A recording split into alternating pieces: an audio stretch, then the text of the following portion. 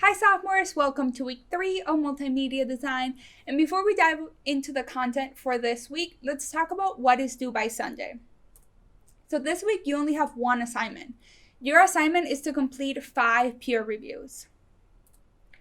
So let's talk about how to give feedback. And before you even start to give feedback, I want you to remember that you have to be kind in your feedback. It takes a lot of courage to be able to put your work out there for others to review.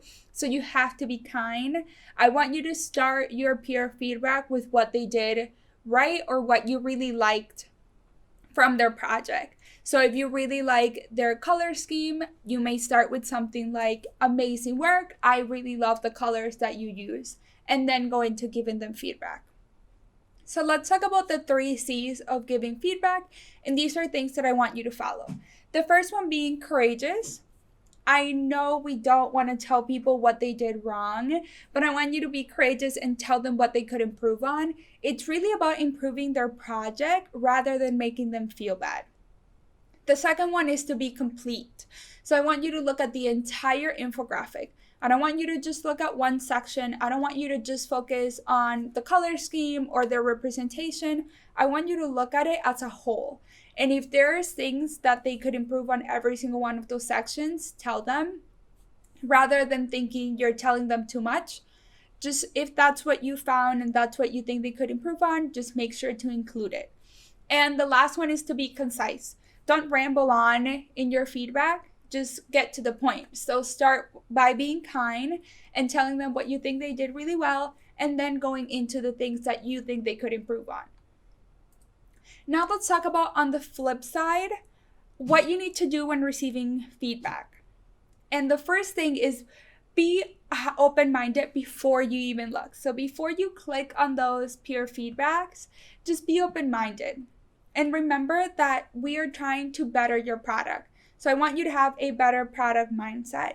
People giving you feedback are not doing it to make you feel bad or to say that your project is not amazing, because I'm sure they are. They're just trying to do it so that your product improves. And that's all that we're trying to achieve this week. So let's walk through Canvas to see how you're going to get to those peer feedbacks and what you need to do. So here's your week 3 module. You have your week 3 video, which you're watching right now, along with the presentation that I'm using. We've also brought over the activity prompt draft 1 submission assignment so that you can see when you click on it, once everybody submits their work, it automatically is going to give you peer feedback to review. And mine looks a little bit different, but yours will have the name of 5 peers listed right underneath right here. And you can click on their name and it will automatically download their submission and you can give them peer feedback. So just in the comment section, you can type out what you think they did really well and what they could improve on. And there's going to be 5 of them. They should appear once your peers turn in their work. This automatically gives you people to review. So the list is going to be on an ongoing basis. Just make sure that you check until there's 5 and you reviewed 5 people.